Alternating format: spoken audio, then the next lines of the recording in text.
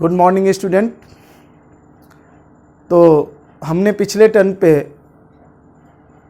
Atomic structure का electronic configuration और quantum number इस पार्ट का डिस्कशन किया था।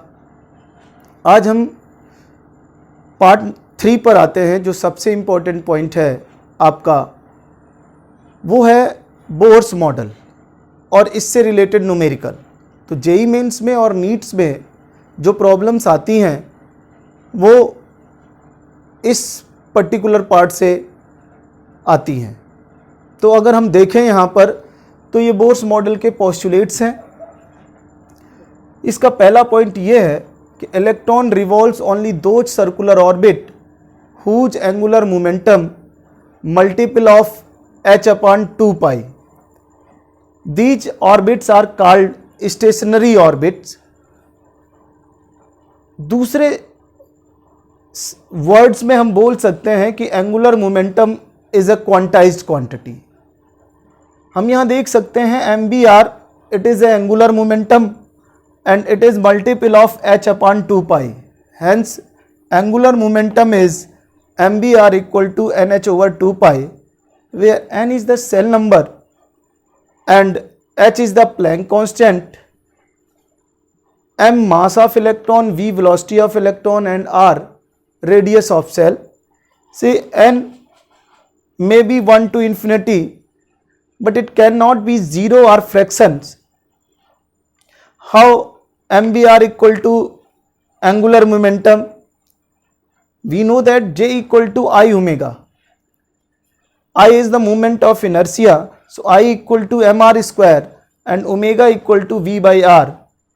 तो अगर हम देखें इस पूरे से तो J equal to MBR बन गया, मतलब एंगुलर मोमेंटम MBR होता है। ये बताने के लिए हमने यहाँ पर ये पॉइंट्स लिखा कि J MBR एंगुलर मोमेंटम है। तो इस तरह से आपको इस पर भी क्वेश्चन आ सकता है। और क्या आता है कि angular momentum of electron is this, electron moving in which orbit. तो जब भी आपको एंगुलर मोमेंटम दिया हो और ऑर्बिट पूछा जाए तो आप n की वैल्यू देख सकते हैं क्या आएगी। उल्टा which of the following is not possible, n की वैल्यू बदल कर आपको बोलेगा इनमें से कौन सा पॉसिबल नहीं है। तो आपने देख लेना है कि n की वैल्यू कभी भी फ्रैक्शन में नहीं हो सकती है, उससे आपको आइडिया लग जाएगा। अब पॉइंट नंबर 2 देखें। पॉइंट नंबर 2 ये कहता है कि एनर्जी ऑफ इलेक्ट्रॉन कांस्टेंट होती है when electron moving in a fixed orbit. इसका मतलब अगर इलेक्ट्रॉन किसी पर्टिकुलर ऑर्बिट में मूव कर रहा है तो उसकी एनर्जी कांस्टेंट रहेगी। तीसरा पॉइंट है absorption and emission of energy तभी हो सकता है जब वो ट्रांजिशन करे। ट्रांजिशन का मतलब है जंप करे। तो इस तरह से ये बोर्स मॉडल के 3 मेन पोस्टुलेट्स हैं, आप इनको लिख लें।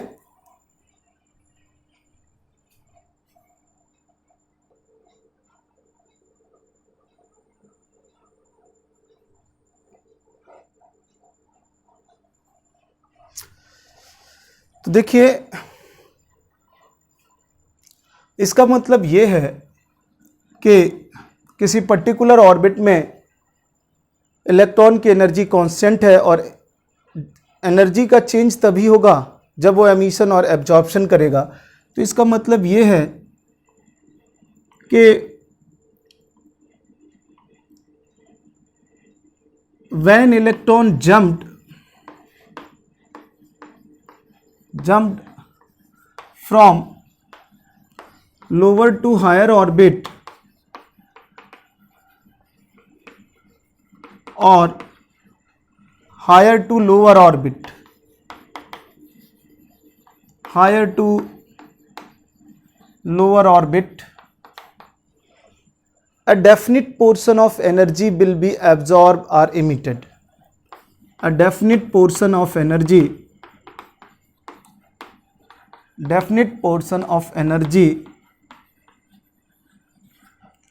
will be absorbed or emitted.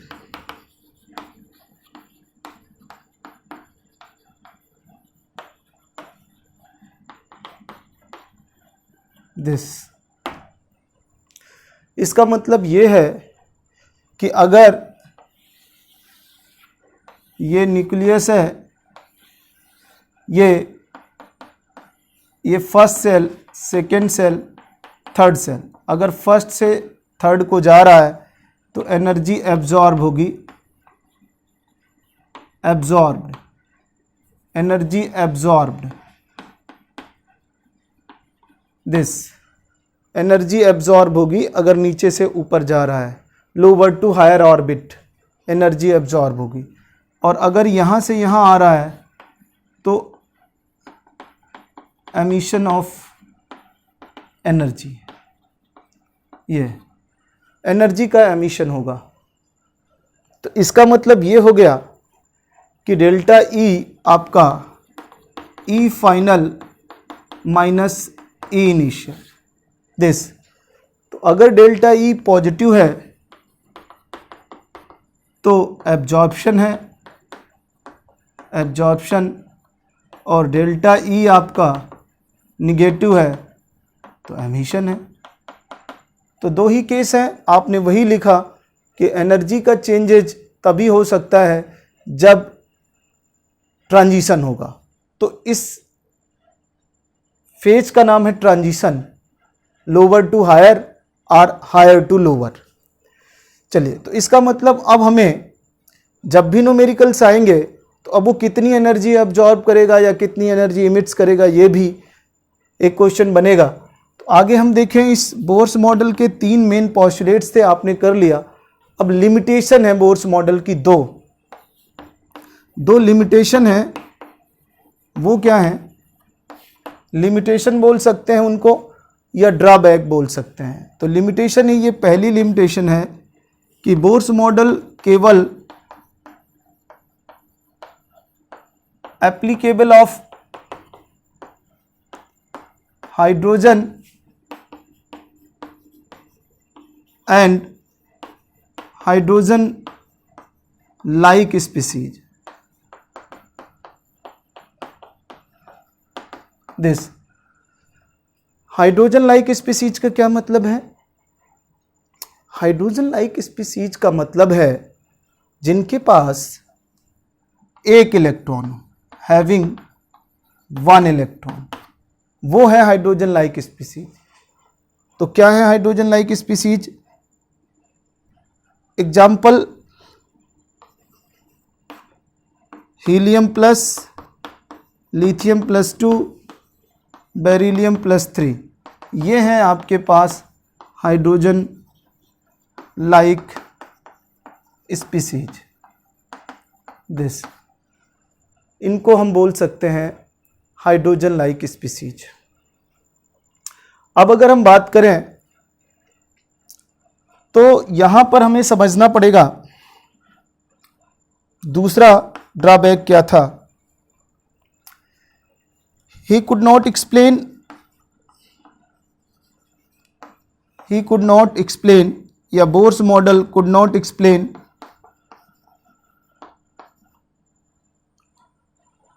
जीमन effect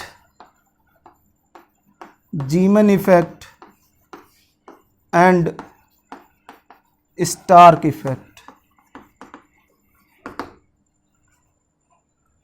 तो दो इफेक्ट नहीं बता पाए, बोर्स मॉडल से हम एक्सप्लेन नहीं कर पाए। तो जीमन इफेक्ट क्या था? जीमन इफेक्ट का मतलब है splitting of spectral line under the effect of magnetic field. और स्टार्क इफेक्ट का मतलब है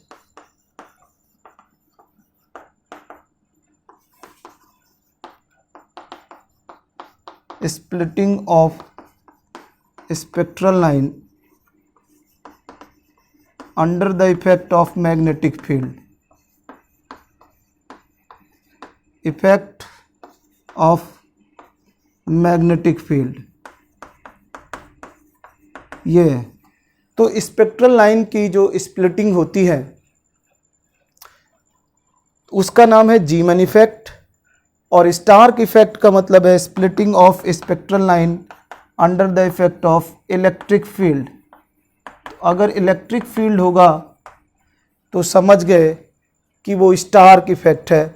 इस तरह से ये दो मेन ड्रॉबैक्स हैं। एक ड्रॉबैक्स ये है कि वो जीमैन इफेक्ट को नहीं एक्सप्लेन कर पाया था और स्टार्क इफेक्ट को नहीं एक्सप्लेन हो कर पाए थे वो। दूसरा, ये मॉडल केवल हाइड्रोजन लाइक स्पीसीज के लिए है, तो ये आप लिख लें।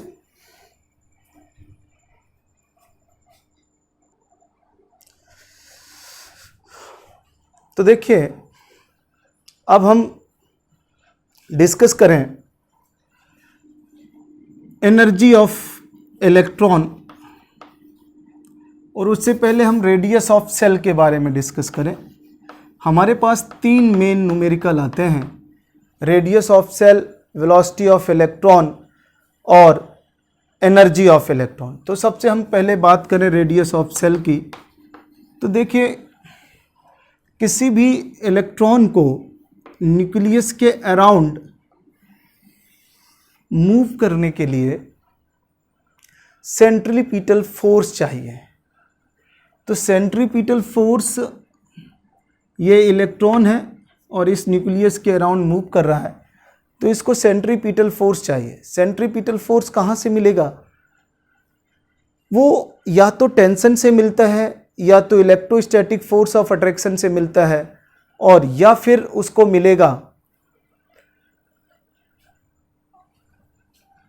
देखो यहां पर इलेक्ट्रोस्टैटिक फोर्स या फ्रिक्शन से मिलता है। तीन जगह सेंट्रीपिटल फोर्स के चांसेज हैं, तो फ्रिक्शन हो या फिर आपको इलेक्ट्रोस्टैटिक फोर्स ऑफ अट्रैक्शन काम कर रहा हो या टेंशन काम कर रहा हो।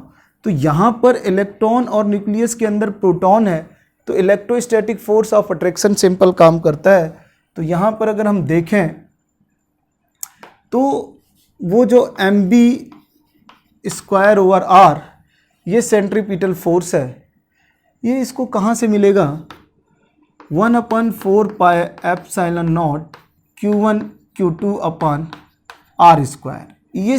ये आपका कूलाम फोर्स है, electrostatic force of attraction, force of attraction, और ये आपका कूलाम फोर्स है, और ये आपका सेंट्रीपिटल फोर्स है, सेंट्रीपिटल फोर्स, दिस वन। अब 1/4πε0 को कांस्टेंट बोलते हैं, ये एक कांस्टेंट है k। तो mv²/r इक्वल टू ये आपका क्या बन जाएगा, k, और Q1 इलेक्ट्रॉन हो गया और Q2 प्रोटॉन। अब कितने प्रोटॉन होंगे? जितना एटॉमिक नंबर है उतने प्रोटॉन होंगे। एटॉमिक नंबर को Z से बोल सकते हैं, और प्रोटॉन का चार्ज भी इलेक्ट्रॉन के बराबर होता है।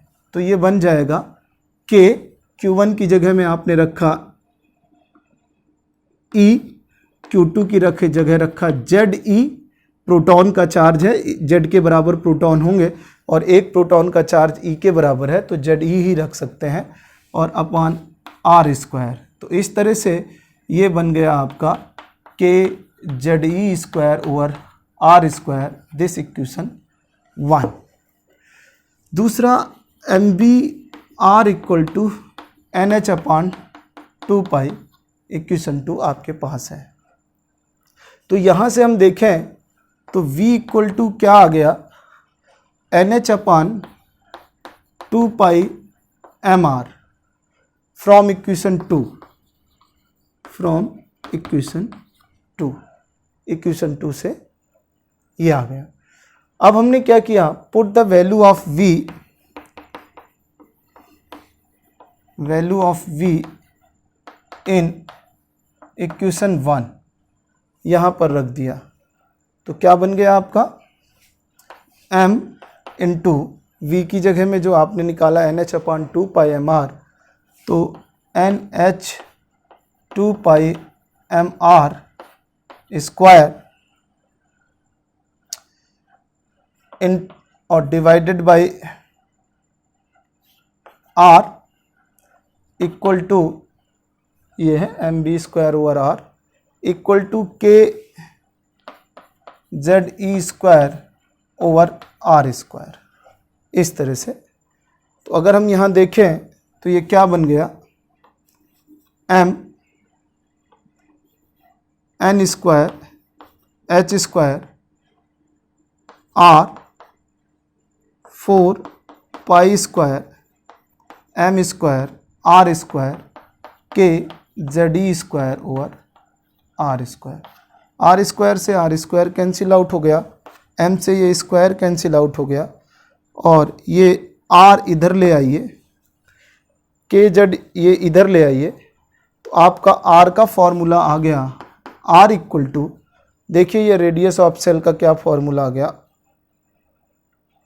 आर इक्वल टू ये बन गया n square H square upon 4 pi square m k Z ई स्क्वायर, ये आर आ गया,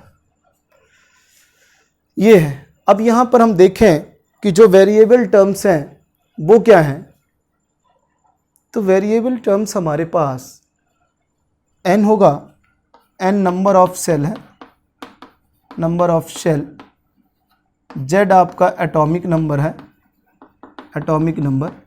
तो वेरिएबल टर्म्स यही दो हैं, n और z। ये जो बाकी टर्म्स है h 6.6 10 के पावर -34 जूल सेकेंड, आपके पास k 9 इंटू 10 के पावर 9, ये SI यूनिट में है, CGS यूनिट में, इन CGS यूनिट k 1 होता है। कई बार फॉर्मूले से k हटा भी देते हैं, लेकिन k इक्वल टू ये है। और आपके पास m आपको पता ही है, मास ऑफ इलेक्ट्रॉन 9.1 इंटू 10 के पावर -31 kg। इसके बाद हम यहाँ देखें E चार्ज ऑफ इलेक्ट्रॉन आपको पता ही है 1.6 10 के पावर -19 कूलम। इस तरह से पाई की वैल्यू आप सबको पता ही है 3.14 होती है। तो अगर हम यहाँ देखें तो सारे वेरिएबल टर्म्स हैं, सारे कांस्टेंट टर्म्स हैं, वेरिएबल टर्म्स सिर्फ दो ही हैं, n और z, बाकी सबकी वैल्यू कांस्टेंट है। तो अगर हम देखें तो r proportional to n square, आप इस पूरे पर्टिकुलर उसमें देखें तो फॉर ए पर्टिकुलर एटम, किसी भी पर्टिकुलर एटम में जो रेडियस ऑफ सेल है वो n स्क्वायर का प्रोपोर्शनल है, r proportional to n square, किसी भी पर्टिकुलर ऑर्बिट में। और आगे बढ़ें तो हम यहाँ पर क्या कर सकते हैं कि अगर हम सारे कांस्टेंट की वैल्यू पुट कर दें तो हम ये बोल सकते हैं कि if n equal to 1 and z equal to 1, that is radius, ये है Bohr's radius in first orbit of hydrogen, क्योंकि हाइड्रोजन के लिए z की वैल्यू 1 होती है, इसी का नाम है Bohr's first radius of hydrogen. तो अगर Bohr's first radius of hydrogen all the values अगर हम रखें तो इसे हम बोल सकते हैं R0, और ये वैल्यू आ जाएगी 0.529 इंटू 10 के पावर -10 मीटर। ये सारे कांस्टेंट की वैल्यू अगर पुट कर दें तो इसका पूरा आ गया 0.53 एंगस्ट्रॉम। ये R0 है जिसे बोलते हैं बोहर्स हाइड्रोजन फर्स्ट रेडियस, इसका नाम है बोहर्स हाइड्रोजन फर्स्ट रेडियस। तो इस तरह से 10 रेडियस ऑफ सेल का फॉर्मूला हो जाएगा R equal to n square R0, या R इक्वल टू, तो 10 रेडियस ऑफ सेल आपका फॉर्मूला आ गया R equal to n square into 0.53 by Z angstrom, this R0 by Z। ये तो ये किसी भी एटम में रेडियस ऑफ सेल का फॉर्मूला आपने डिराइव कर दिया, और कभी भी आपको रेडियस निकालना है तो रेडियस ऑफ सेल का ये मेन फार्मूला आ गया, R equal to n square. तो n आपका शेल नंबर है और z आपका, this z is atomic number और ये n आपका सेल नंबर है। इस तरह से आप यहाँ पर रेडियस ऑफ सेल का फॉर्मूला डिराइव कर चुके हैं और जब भी आपको रेडियस निकालना हो तो वो आपका शॉर्टकट आपके सामने है। ये पूरा फॉर्मूला है और ये कहीं भी रेडियस रेशियो निकालना है तो ये है, और इस तरह से इन 4 पॉइंट से रेडियस ऑफ सेल आप निकाल सकते हैं। आप इसको नोट डाउन कर लें।